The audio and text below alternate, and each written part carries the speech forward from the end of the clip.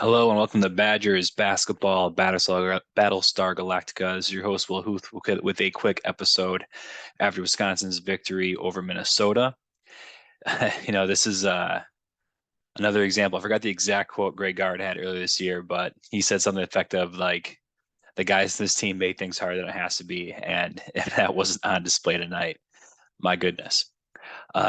Quick reminder, you can subscribe, like, etc., follow on Google or Spotify for podcasts.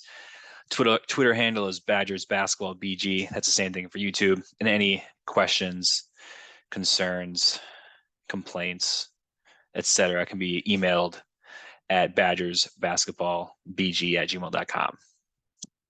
So for dinner this week, I'm gonna give the choice to Max Klesmit. I at first had a hard time with this, and then I recognized his effort versus Purdue was pretty awesome. He was 7 of 11 from the floor, 3 for 5 from three, 4 rebounds, 3 steals, big play after big play. Totaled for 19 points in that loss versus Purdue. I mean, he missed that last layup with that last look there, but I think you can make the argument he got fouled. It's also not close enough in a big game to get called, so I'm not too upset with the refs there. And then he didn't play as well against Minnesota, especially down the stretch. There were some miscues. However, I thought he played really good defense against Jamison Battle for the second time this season. So that did not go unnoticed. So Max, you get to choose. Hopefully your choice isn't the nitty gritty, like supposedly was his first meal once his mouth was recovered after getting hit in the jaw against Penn State. So on to the games this week. The first one, that game versus Purdue, and that, I was talking to my buddy after that game on the way home, and that is similar to the Rutgers game we had this year, where based on the way the team played, I'd be okay losing that game most years. The team played very hard. They, for the most part, played a very clean game, did very well. Like I said, like last time though, we have little to no room for losses this year by the time those games happen. So it was a fun game. I was entertained. I'm hoping everyone else was. The Kohl Center crowd was a bit better. I was pretty impressed with the student section in that game. Still think the energy in the lower level could be a bit better, but that's for another podcast, another day. If we look back at what some of the things I had mentioned before we played Purdue, I mentioned we have to limit their 3-point shooting, and we have to get Edey off the block, make him a little less efficient. And I think we did those two things about as good as expected. Their 3-point percentage was 21%, and Edey didn't play a bad game. I think he had 17 points and close to 20 rebounds, which is not any better than what he normally does. If anything, it might be, I don't think we could have expected to do any better against C. So I was pretty happy with that. And at the end, we had a chance to win, and just we couldn't pull it out. Kind of like a lot of games this year. And I was kind of reflecting on this game, looking at some stats. I was looking over some parts of the game, and I think a way to phrase this game is there was a lot of good stuff, but also there's a lot of aspects of those things that were admittedly went well for Wisconsin. They just weren't quite good enough. On the one hand, we were 100% from the free throw line, but we only took 5 free throws. We were 42% from three, but there were still some times in the second half. I think my buddy counted 5 or 6 in a row. We had good open looks from three and missed 5 or 6 in a row. And if you're trying to beat a team like Purdue, you can't have that many chances and not convert. On the other hand, we only lost the offensive rebounding battle 7-11, which I think is, if you'd have told me that, I would have been happy with it. However, we only got 8 second chance out of that, 8 second chance points out of that. In fact, if I remember correctly, I think if you combine turnovers and offensive rebounds, I think we were +1, which is another reason why we're in the game. And let's see, last day here, we had 14 bench points. Shout out to Isaac Lindsley, who had a huge first half. However, we only had 7 points from Stephen Crowell and Tyler Wall. I think those 7 points were on 16 shots. And I saw a lot of people kind of quote their quote their shooting night. At the one hand, I mean, it's not good. It's not what we want. And at the same time, like I got to give Matt Painter credit for playing Edie on Wall because that essentially allowed Edie to just sit in front of the rim the entire game. Like that was a good coaching move. And again, like that's the National Player of the Year. So I'm not expecting Wall and Crowell to go off that game. Would have been nice just to get a couple more. And literally, if we got a couple more, that might be the game. But can't make that argument. In this next part, this might feel like a cop out, and if you think that, that's fine. I It's like UW was in this game the whole way. Whole game, Wisconsin was there, and they had a chance to win, multiple chances to win against a top 5 team in the country. And I think it says something. I'm not exactly sure what that something is, but it says something that we can be in this game. And for that matter, we can be in essentially every game. And we can look at a lot of these close games. We can look at just a few possessions or like one or two statistics, and that's the reason we come up short. Now, some people might look at that and have a myriad of wild accusations from coaching to players. Like I'm not here to bring those up because I'll just get upset. It's I'm going to talk about this more, I think, at the end of the season. Like I think it says something about this team when we had shortcomings. You only have one senior. And despite all that, we have a chance to win a lot of these. And Matt Painter had I forgot the exact question was, but he gave some credit to UW and Greg Gard, kind of talking about that, how we're in a lot. You have to be a good team to be in a lot of these games. So I think a lot of people would hear that and say Wisconsin's not good. I'm not going to say we're great, but we're definitely not a bad team. And it's just it's frustrating. Like I'm frustrated. I'm sure anyone who follows the team is frustrated. Especially, if we think about the Kansas game, if we think about both Northwestern games, Purdue, like we could have beaten a lot of pretty good teams, and we're just a little short. All right. Now, I was about to say on the bright side, but the Minnesota game might not be seen as a huge positive to some. So that game just recently ended. And my first takeaway for this game is our defense was not very good. This might have been, I would say, the worst execution of kind of like our defensive game plan, maybe since the second half of Nebraska or maybe the game at Maryland. It I forgot how many points they had in the paint in the first half, but it was a lot, and they kind of kept getting to the rim. There was a couple like uncontested layups that this team had, and it was kind of hard to tell because they have a couple guys that can shoot it, but not to the point where we need to have guys not realizing where penetration is coming from. So I wasn't in the coaching staff or wasn't in the practice facility when they were kind of putting the game plan in. And, because it didn't seem like we were trying anything new or Minnesota wasn't doing anything wildly different. I would describe it as like there's a difference between doing the right thing or being in the right place compared to actively influencing the game or influencing your opponent, the other team, with your style of play. Okay. If I could have a quick like anecdote, like when I was coaching, I coached a freshman team once, and there's one year I had for a freshman team, it was a pretty talented group. And the first 5 or 6 games, we weren't really playing that well. And I could not wrap my head around why not. And then I think I kind of like realized, I could be coaching the team differently because, like I said, it was probably one of the better teams I had ever had. And before, when I had to have some freshman teams that were just really kind of struggling with some basics, my goal and the way I would kind of like coach some of these guys up is like, let's just be in the right spot. Let's have these opportunities. And with this team that was better, I wasn't pushing them to like actively influence the game because I didn't ever had a team talented enough to actually do that in the past. Now, I'm not saying Greg Gard was doing that. I'm just saying the actions of this team at times defensively looked like the differences between, as I would describe, kind of just being in the right place and not making a mistake versus being like an influencer, like not an Instagram influencer, but, affecting the way Minnesota's playing the game.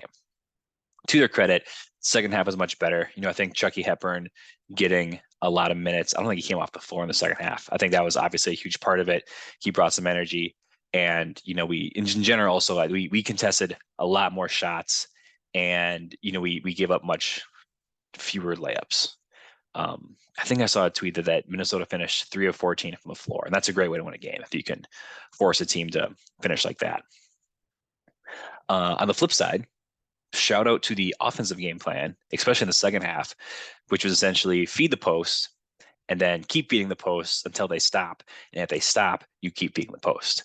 I see here that Wall and Crowell had 21 points and 7 boards apiece on a combined 24 shots. So that's what, 42 points on 24 shots. That is efficiency, to say the absolute least. That was just fantastic work by both of them. And one thing I really liked is both players played patiently. They played with 2 feet on the ground for the most part. They used their pivot foot. I think Wall got away with at least one travel. But they got to the rim, they played their game, and it worked very well. And for one point, I think you got to credit Minnesota's D. Like, they kind of conversely compared to Rutgers a couple weeks ago, they only let us take 12 threes in that game, and we only made 4 of them. So their game plan, like I said, was kind of opposite Rutgers. Rutgers essentially said, we're not going to let Wisconsin beat us in the paint, made us shoot threes. That was the Connor Season over 10 game. Minnesota essentially was like, we're not going to let this team beat us from 3. And then we just, pour it in from the paint. So they did a good job in their game plan. It just didn't work out to their to them getting a win. Last statistic I'm going to really bring up here for our team is we were 14 of 17 from the free throw line today. And in a game that was as close as it was, if we don't do that, we don't win. It's a little bit of a bummer to say that, considering the team we're talking about is Minnesota. At the same time, that has been a struggle for us all year, and that's a good amount of attempts, and that's a fantastic percentage. So credit given where credit's due. And it's actually been a little bit of a maybe turning the page, so to speak, because I think I saw we are 30 out of 34 for the last 3 games.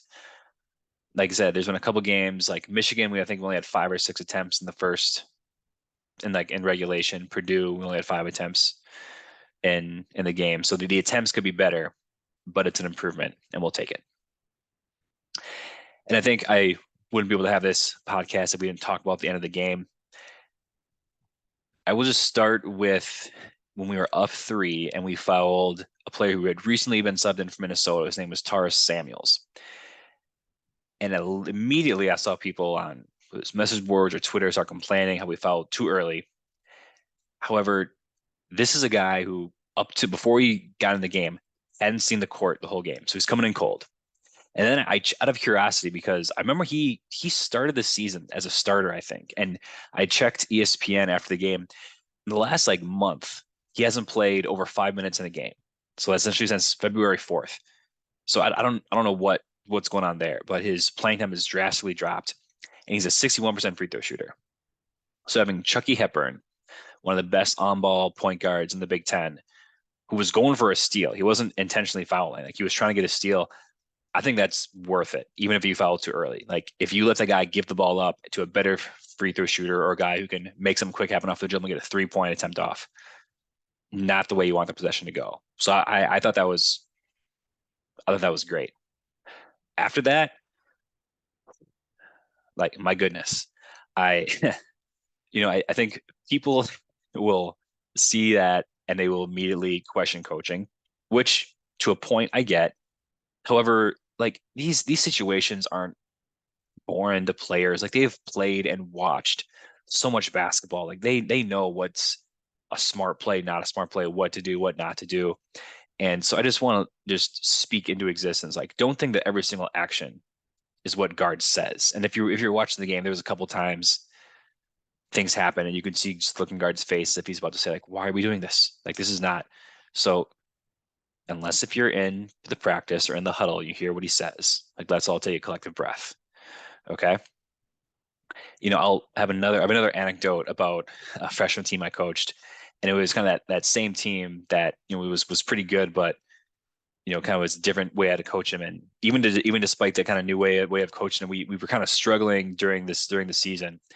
And I was starting to feel bad for the players, kind of like Guard had mentioned. He was feeling bad for these guys, how they deserved one. Because I thought the guys I was coaching were improving. They were doing little things better. They were, executing better. And it wasn't quite translating to wins yet. And then we had one game where it was just where I thought we were improving. We had one game where it just like the bottom fell out. Just everything was bad. All the stuff we had improved on was just gone.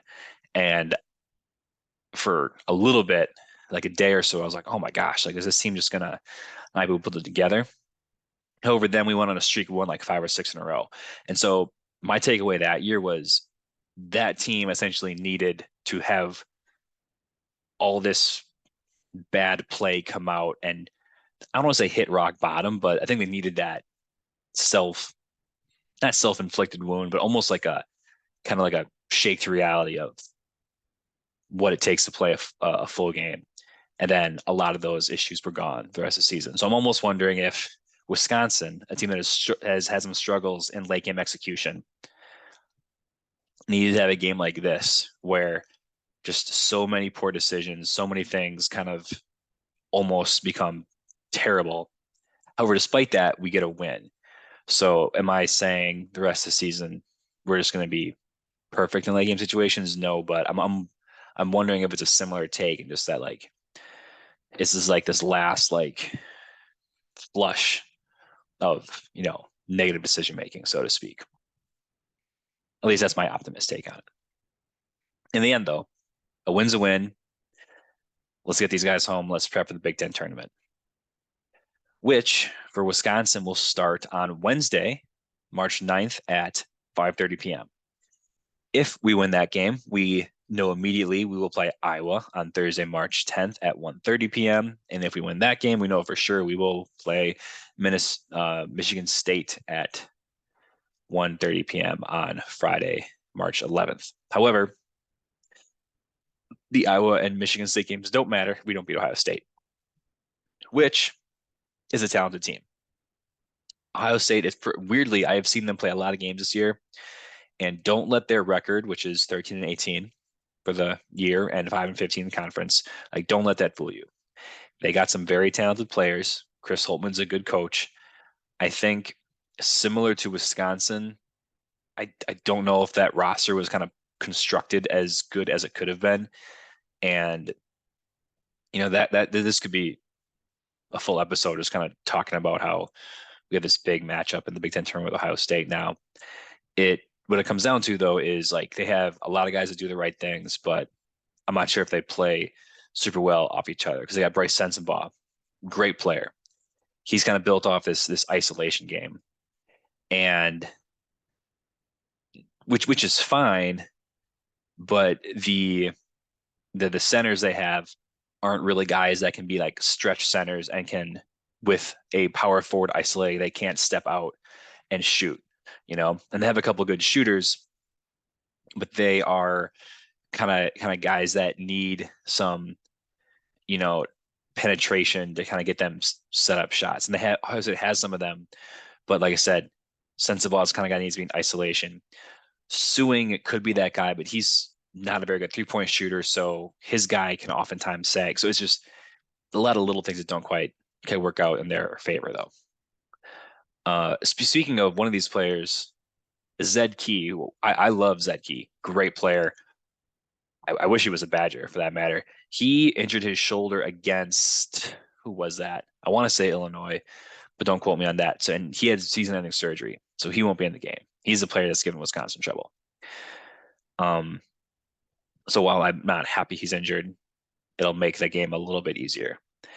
I'm a little optimistic because we did a good job with Sensabaugh the first time. However, he's a good enough player. I'm not going to bang on happening again. And a player I mentioned earlier, Justice Suing, he kind of struggled the first half of the season, but he's kind of like turned the corner a little bit. So this is a game in the end. I think we can win this game. However, after that a lot this year. In any case, so I'm excited to have another game and to see the Wisconsin team hopefully use a win as momentum to kind of keep the ship going. Because I think Wisconsin needs. I think if they get two, based on what I've seen, if they get 2 wins, I think they'll be in the tournament. Who knows though? Because it seems like the selection committee doesn't put as much stock in conference tournament games as people think. But Wisconsin's so close, I don't want to even risk it. So let's hope for 2 at least. I would talk about the Big Ten tournament more. However, and I tweeted this earlier today, there is another episode coming this week from Badgers Basketball Battlestar Galactica that will be a more thorough Big Ten tournament preview. And we're having a guest on the show for the first time, and it's going to be a member from a Michigan State basketball podcast called The Final Four Is Not on the Schedule. So that will be recorded on Monday afternoon and should be posted either Monday evening or maybe Tuesday morning, probably Monday evening though. So if you're looking forward to a more thorough, like Big Ten wide kind of discussion and having a guest on with some Michigan State expertise, hope you listen to that one. I'm really excited. It's the first time I'll kind of have a second voice, second set of opinions, etc., on the podcast. So that's something to look forward to. And with that, that'll be it for today. Just kind of a quick rundown of this week's games and a quick preview of Ohio State. And yeah, regular season's over. Let's see what Wisconsin's got in the tank for a potential NCAA tournament appearance. Got some work to do, I think, though. All right. Night, everyone.